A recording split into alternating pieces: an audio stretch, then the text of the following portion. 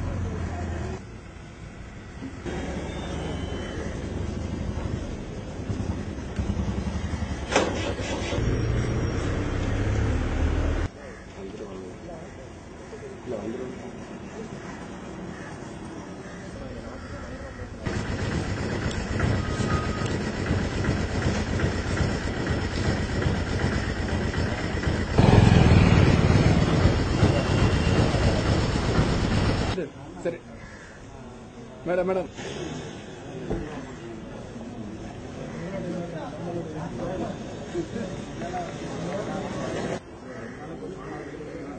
சரி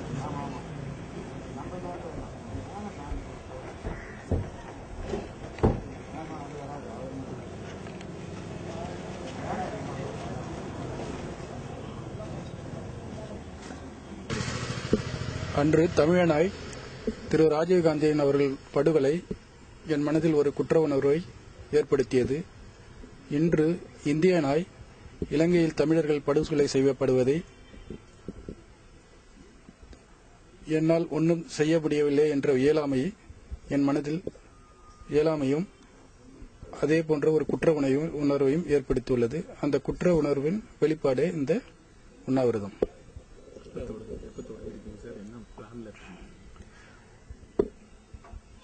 இந்த இலங்கையில் அமைதி ஏற்படுவது அன்னை திருமதி சோனியா காந்தி அவர்கள்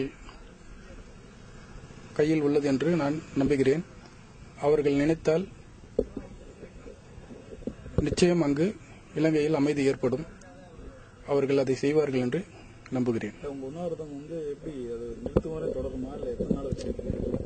காலவரையற்ற உண்ணாவிரதம்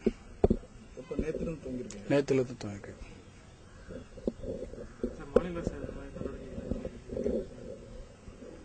அதை பத்தி அரசு அதிகாரிகள் அப்படிங்கிற மட்டத்தில் இருக்கீங்க. அரசு அதிகாரிகளும் மனிதர்கள் தான். மனித நேயத்தில் அவங்களுக்கும் ஈடுபாடு உண்டு. உண்ணாவிரதம்ன்றது என்னை நானே வருத்திக் கொள்வது, வேற ஒன்றும் இல்லை.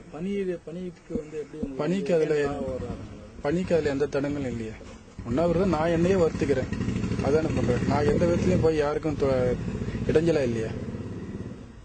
நான் யாருக்கும் இடைஞ்சலா இல்லை. நான் யாரையும் குற்றம் சொல்லலை.